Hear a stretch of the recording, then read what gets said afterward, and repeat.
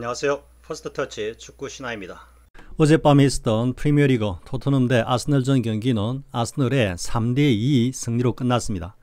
토트넘은 전반전에만 아스널에게 3골을 허용하였고 이후 후반전에 맹추격전을 벌였지만 2골을 만회하는 데 그쳤습니다. 전반전에는 호이비에르의 자책골과 반드벤의 동점골이 VAR 판정 결과 아슬아슬하게 옵사이드로 무산되면서 토트넘은 더더욱 최악의 경기 흐름에 고전할 수밖에 없었습니다. 경기 결과는 프리뷰에서 예측한 그대로 선제골을 넣은 아스널의 3대2로 끝났는데 역시 예상한 대로 전반전을 3골 차이로 리드한 아스널이 후반전에 경기를 컨트롤하면서 안정적인 경기 운영을 하였고 한편 토트넘은 후반전에 에너지 소진이 뚜렷한 이란 아스널을 집중 공략하여 2골을 만회하였지만 승점을 따내지는 못하였습니다. 그리고 3대1 상황에서 얻어낸 PK를 손흥민이 담대하게 아스널의 골문 왼쪽 상단에 아주 멋진 슈팅으로 강하게 꽂아 넣었는데 사실 이 PK는 손흥민으로서는 엄청난 부담이었을 것입니다. 이 PK의 중요성을 반영하듯 중계화면에 클로즈업 되는 손흥민의 표정에서도 비상감을 느낄 수 있었고 만약 실축이라도 한다면 이번 북런던 더비에서 최악의 빌런이 될 수도 있는 상황이라는 점에서 손에 땀을 쥐게 하는 분위기에서 손흥민은 팀의 주장답게 페널티킥을 확실하게 성공시키면서 토트넘의 추격 에너지를 폭발시켰습니다.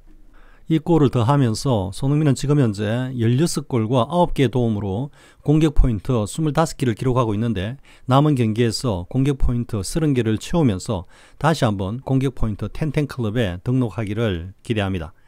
그러면 토트넘 대 아스널의 경기 내용과 전술적 양상 등을 분석해 보겠습니다. 먼저 토트넘의 선발 라인업에 대한 리뷰입니다. 프리뷰에서 수비 라인에서 왼쪽 풀백 우도기 자리에는 에메르송이 선발로 나설 거라는 예상이 지배적이었고 일각에서는 데이비스가 선발로 나설 수 있다는 예상이 있다고 했는데 이 예상대로 데이비스가 선발로 나왔습니다. 그리고 미들라인에서는 다수 매체가 비수마와 사르 또는 뱅탄쿠르와 사르 조합을 선발로 예상하였고 역시 일각에서 호이비에르의 선발을 예상하였습니다. 호이비에르의 선발은 보다 안정적인 경기 운영을 위한 목적으로 분석되었고 데이비스의 선발은 에메르송보다는 보다 공격적인 의도로 해석되었는데 결과적으로는 호이비에르는 자책골로 이러한 수비 중점적인 선발 목적을 무산시켰고 데이비스는 아스널의 공격수 사카의 드리블에 이은 슈팅골에 아무런 저항도 해보지 못하고 골을 내주면서 이들 두 선수의 선발 기용은 완전한 실패가 되어버리고 말았습니다. 호이비에르가 선발에서 제외되었다면 자책골이 없을 수 있었고 데이비스 대신에 에메르송이 선발로 나섰다면 수비에서 데이비스보다는 장점이 있는 에메르송이 사카에게 그렇게 허망하게 골을 내어주지는 않았을 수도 있다는 점에서 보면 토트넘은 출발에서부터 운이 따르지 않은 경기였다고 하겠습니다. 그리고 2선 공격 라인에서는 역시 프리뷰에서 메디슨의 폼이 올라와야 토트넘의 공격력이 살아나면서 아스널의 수비를 공략할 수 있다고 했지만 메디슨은 후반전에 교체 아웃되면서 팀 내 최저 평점을 받을 정도로 극도로 부진한 모습을 보였습니다. 한편 후스쿼드닷컴, 소파스쿼드닷컴 등을 비롯한 대다수 매체들이 기존의 선발 라인업인 중앙 스트라이크의 손흥민 그리고 좌우 윙포드의 베르노와 존슨을 선발로 예상하는 가운데 스포츠몰은 이와는 달리 히살리송과 클루셉스키의 선발을 예상하였습니다. 프리뷰에서는 스포츠몰의 이러한 예상에 대해서 이렇게 분석하였습니다.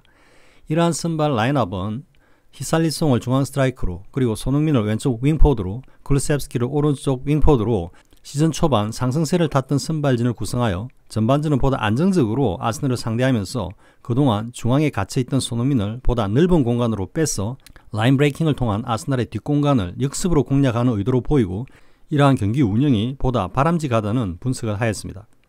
그러나 실전은 좌우의 베르너와 크루셉스키를 선발로 내세웠고 여전히 높은 라인을 유지하면서 공격적인 전술로 나왔습니다. 결론적으로 토트넘의 선발 라인업은 우도기의 자리를 데이비스가 메우면서 기존의 전술 그대로를 들고 나왔고 역시 기존의 경기 흐름과 같이 우세한 점유율 속에서도 선제골을 허용하는 패턴을 반복하였습니다. 이 다음은 토트넘의 전술적 문제에 대한 분석입니다. 포스테코글루 감독이 경기 후 인터뷰에서 경기 주도권을 잡고도 경기를 리드하지 못한 점에 대해서 강력한 아쉬움을 표했지만 지금까지 토트넘의 일반적인 경기 흐름이 공격 지향적인 우세한 경기 흐름 속에서도 선제골을 허용하는 패턴이었던 점을 감안하면 여기에서 이러한 점을 보완하는 플러스 알파의 전술적 개선이 없었다는 점에서 오히려 포스테코글루 감독이 비판을 받아야 할 것입니다. 사카에게 두 번째 골을 허용한 것은 데이비스의 개인 수비 역량 문제 때문이라고 할 수도 있겠지만 이러한 상황을 만들어내게 하는 토트넘의 공수 불균형, 즉 지나치게 높은 라인의 공격 패턴과 그로 인한 수비에서의 허점과 부실함이 더 큰 요인이라는 것은 앞선 다수의 경기들에서 이미 입증된 것입니다. 그리고 두 번의 코너킥에 의한 실점 역시 아스널의 세트피스 전술이 좋았다고 할 수 있지만 역시 그 이전에 이러한 공격 상황을 허용할 수밖에 없는 토트넘의 전반적인 수비 전술의 부실이 보다 근원적인 요인이었습니다. 그리고 아스널의 코너킥 세트피스와 관련하여 덧붙이자면 아스널의 코너킥 시에 화이트가 토트넘의 골키퍼인 비카리오를 체크 방해했는데 비카리오의 장과 끈을 화이트가 계속해서 잡아채는 방해를 했다고 하면서 이로 인해 비카리오의 방어력이 흐트러졌다는 분석도 있습니다. 그러므로 이렇게 골키퍼에게 의도적인 신체적인 접촉을 통한 방해 동작을 규제하는 룰이 필요하다는 생각이 듭니다. 시즌 후반기에 접어들면서 보여주고 있는 토트넘의 경기 모습은 우세한 점유율을 가지고 분주하게 공격을 하지만 상대팀에게 역습을 허용하면서 선제 실점을 하는 패턴을 반복하고 있습니다. 한마디로 말하면 완벽한 공수 불균형이라고 평할 수 있습니다. 최고의 전력과 화력으로 공격에 집중하지만 수비 전술의 부실로 인해 역습에 선제골을 허용하는 모습이 이처럼 반복되는 것은 전적으로 포스테코글루 감독의 역량 문제이자 책임입니다.